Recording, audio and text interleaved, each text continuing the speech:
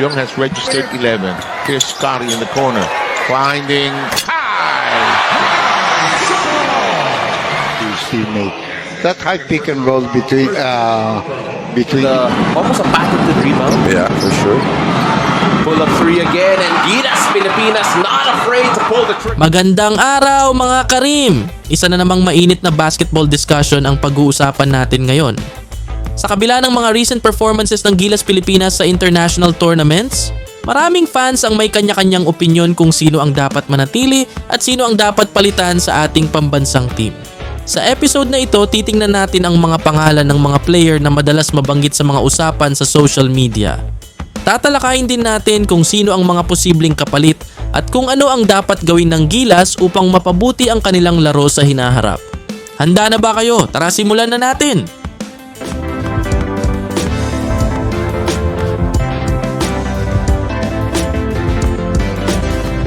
Bago natin pag-usapan ang mga pangalan ng mga player, tingnan muna natin kung ano nga ba ang mga pangunahing dahilan kung bakit may mga fans na gustong may mapalitan sa lineup ng Gilas. Up to 5 points personal. Smooth move, Ling Ting Chin. Cool, calm and collected, steps into the mid-range. Narito ang ilan sa mga reklamo ng mga fans. Una, kakulangan sa shooting at outside scoring. Pangalawa, mahinang depensa lalo na sa paint. Pangatlo, hindi tamang chemistry at team coordination. Pang-apat, paulit-ulit na pagkatalo sa parehong problema. At ihuli, kulang sa adjustments mula sa coaching staff. وده المكسب هو ده مكسب لبنان خليل تاني خليل هيقف خليل هيصوب خليل بيسجل خليل بيبدع الله Ayon pa sa ating mga fans, ito ang kanilang mga sinasabi. Mas maraming 3-point shooters ang kailangan ng Gilas. Lagi tayong natatalo dahil sa poor outside shooting. Yung depensa natin sa ilalim, mahina, kailangan natin ng mas matibay na big man. Ang tagal na ng problema sa team chemistry, parang hindi nagkakaintindihan sa loob ng court.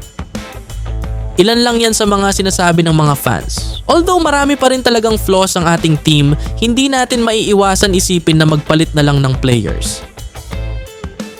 Ngayon, pag-usapan na natin ang ilan sa mga pangalan na madalas banggitin ng mga fans na dapat palitan o i-adjust ang playing time.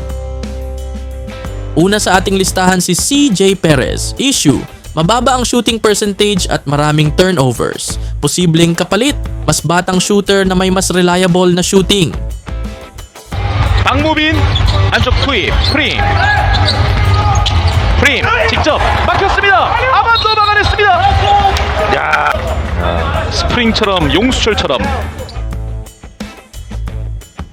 Bagamat siya ang nangungunang scorer ng Gilas noong 2019 FIBA World Cup, ang kanyang limitadong oras sa paglalaro sa mga kamakailang laro ay nagbigay daan sa mga suhestyon na dapat siyang bigyan ng mas malaking papel, lalo na sa mga kritikal na sandali ng laro. Sunod sa ating listahan ay si June Mar Fajardo. Issue: nahihirapan sa mga malalaking kalaban at kulang sa rim protection. Posibleng kapalit, isang natural center na may defensive mentality. Against UE. So that's something in the back of the heads as well of the Red Warriors. Kagulangan with the fake. Minyora Brown putting it in. Sa edad na 35, ang karanasan ni Fajardo ay mahalaga sa team. Gayunpaman, may mga nag-aalala na ang kanyang kontribusyon ay maaaring bumaba, kaya't may mga nagsusulong na bigyan ng pagkakataon ang mga mas batang player upang magdala ng bagong energy sa team. At ang huli sa ating listahan ay si Jamie Malonzo. Issue: nawawala ang bilis at playmaking ability. Posibleng kapalit, isang young talent na mas explosive sa opensa. Korea, the last game that they played, they also played this zone. Nice defender coming from Justin Baltazar. Yes. Here's Ramos. Goes baseline.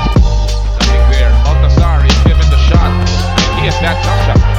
We have to make Bagamat mataas siyang tumalon at may kakayahang magbigay ng energy sa team, may mga tagahanga na nagmumungkahi na siya ay maaaring mapalitan o magkaroon ng pagbabago sa kanyang papel upang mapabuti ang daloy ng laro ng team.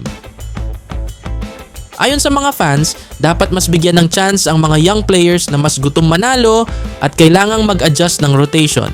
At parang yung ibang players ay hindi na fit sa modern international play. 나만의 톤. He wants to take it.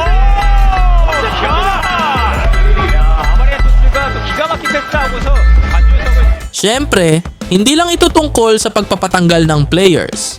Mas mahalaga ang paghanap ng tamang kapalit. Narito ang ilan sa mga potential players na gusto ng fans na mapabilang sa Gilas.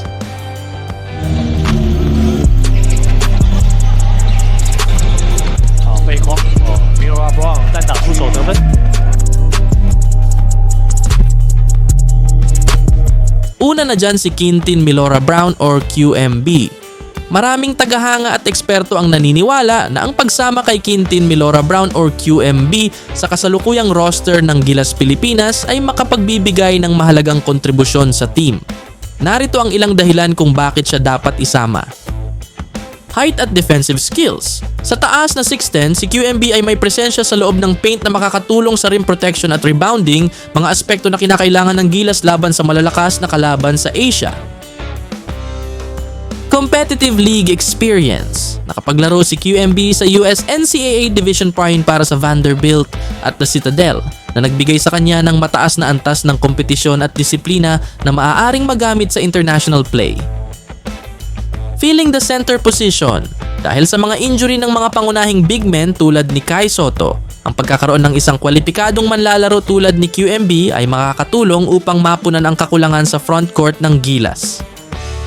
보여주는 맥스웰 선수입니다. 패스가 속도를 올립니다. 피하면서 골밑 들어가지 않았어요.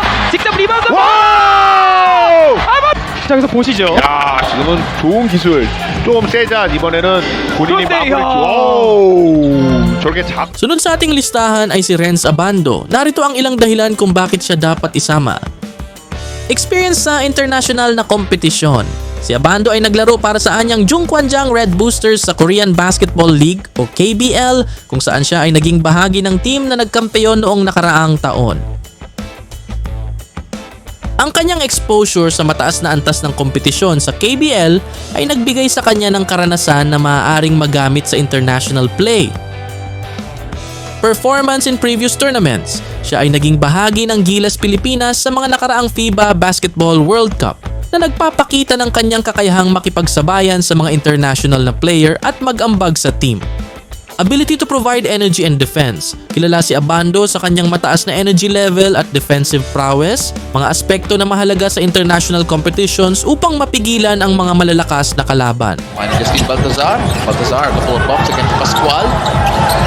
Loses the handle there, but Alpha asking for travel, not getting it. Baltazar does it all by himself.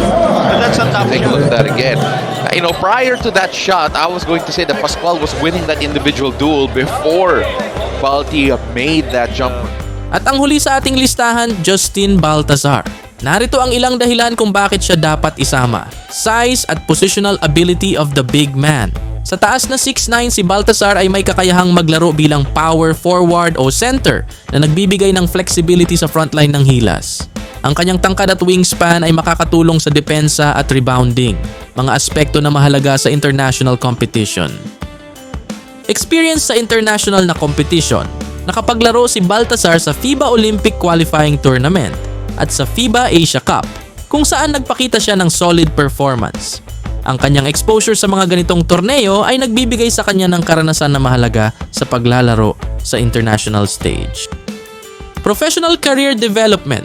Matapos ang kanyang collegiate career sa De La Salle University, naglaro si Baltazar sa iba't ibang professional leagues, kabilang ang Hiroshima Dragonflies sa Japan B-League at ang Pampanga Giant Lanterns sa MPBL, kung saan siya ay nagpakita ng kahusayan at leadership.